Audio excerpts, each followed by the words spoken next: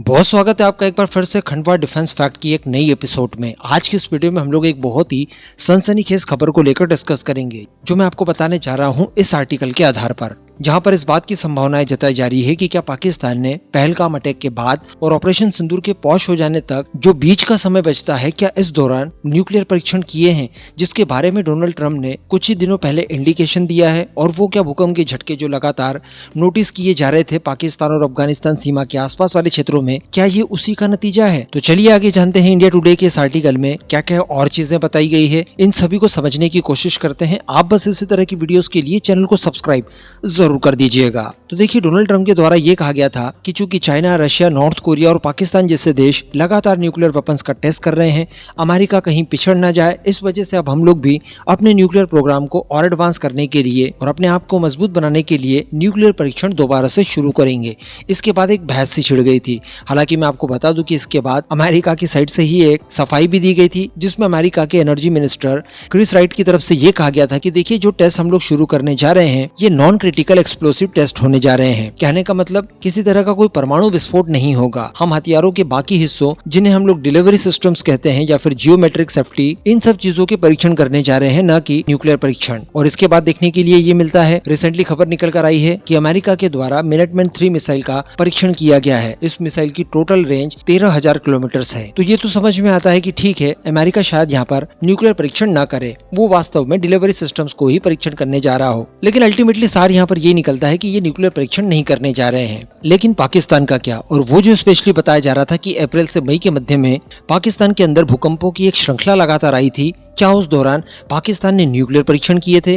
देखिए, मैं आपको बता दूं कि 22 अप्रैल को पहलगाम के ऊपर अटैक होता है और 7 मई को हमारे द्वारा ऑपरेशन सिंदूर लॉन्च किया जाता है। लेकिन अगर पाकिस्तान की बात की जाए तो ऑपरेशन सिंदूर के लगभग 8 दिनों के बाद, यानी 30 अप्रैल से लेकर 22 मई बोले तो जब तक ऑपरेशन सिंदूर पहुंच कर दिया गया था, इस बीच अफगानिस्तान पाकिस्तान के कुछ क्षेत्रों में भूकंप के झटके महसूस किए गए थे, जिनकी रेक्टल स्केल पर जो तीव्रता थी वो 4.0 या 4.7 के बीच में बताई गई थी, जो कि बताया जा रहा है कि बिल्कुल वैसी तीव्रता और वैसे ही झटके थे जैसे कि 28 से लेकर 30 मई 1998 के समय पाकिस्तान के चगाई 1 और चगाई 2 न्यूक्लियर प्रोग्राम को टेस्ट किया गया था, उस दौरान आए थे। कहने का मतलब इस बार जो भूकंप के झटके लगे वो बिल्कुल वैसे ही थे जब इन्होंने वास्तविक न्यूक्लियर परीक्षण किए थे।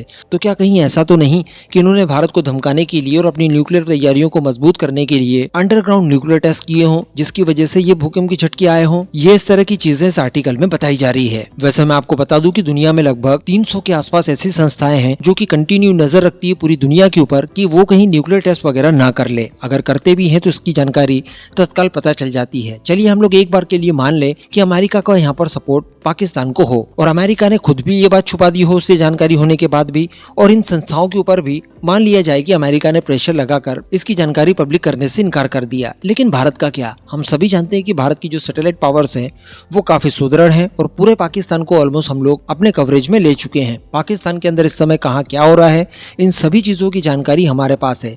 अगर इस तरह की न्यूक्लियर परीक्षण वगैरह किए जाएं तो निश्चित तौर पर भारत को इसकी जानकारी बिल्कुल रियल टाइम में लग सकती है। और बाकी सबको तो अमेरिका चुप करा सकता है, लेकिन भारत को तो नहीं करा सकता। लेकिन इस तरह की कोई भी जानकारी भारत द्वारा भी नहीं दी गई। इवन ऑपरेशन सिंदूर के दौरान जब ये भूकंप वगैरह आ रहे थे, उस समय की मैं आपको बता दूं कि इस तरह के स्पेकुलेशन लगाए जा रहे थे कि भारत ने जो किराना हिल वगैरह पर बंकर ब्लास्टर्स दागे थे और ब्रह्मोस मिसाइलों से अटैक किया गया था, उस समय इस वैली के नीचे पाकिस्तान की जो सीक्रेट न्यूक्लियर साइट थी उसी को टारगेट करके ये अटैक किया गया था, जिसमें उसके न्यूक्लियर वेपन्स कुक हो गए थे। और ये बताया जा रहा था कि उसी की वजह से इस क्षेत्र में रेडिएशन फैला। रेडिएशन को मापने वगैरह के लिए, इसकी जानकारी पता करने के लिए अमेरिका का एक विमान भी स्पेशली सीरिया में पाया जाता है। और रेडिएशन को रोकने के लिए उसी समय बताया जा रहा था कि बोरान लेकर एक विमान इजिप्ट से पाकिस्तान पहुंचा है। तो अब यहाँ पर स्पष्टता के साथ तो कुछ भी नहीं कहा जा सकता, क्योंकि कई मीडिया हाउसेस की तरफ से अलग अलग दावे लगातार किए जा रहे हैं, अलग अलग एक्सपर्ट्स की अलग अलग इसको लेकर राय है। लेकिन ये चीजें जरूर कहीं ना कहीं हमारे मन में खटकती है कि इतने सारे भूकंप एक साथ पर्टिकुलर एक ही एरिया में आना, यहाँ पर जो कुछ भी चल रहा हो वो सारी चीजें सामान्य तो बिल्कुल नहीं है, कुछ न कुछ असामान्य चीजें यहाँ पर जरूर हो रही है। अब वो क्या हो सकती है? क्या वास्तविकता में पाकिस्तान ने न्यूक्लियर परीक्षण किए हों, इस वजह से ये भूकंप के झटके आए हों, जिससे एक्सप्लोजन हुआ हो और उसकी वजह से ये भूकंप के झटके आए हों? यहाँ पर मैं आपका ओपिनियन जानना चाहता हूँ, क्योंकि मैं तो बहुत कंफ्यूज हूँ और डिसाइड नहीं कर पा रहा हूँ कि एक्चुअली वहाँ पर हुआ क्या होगा।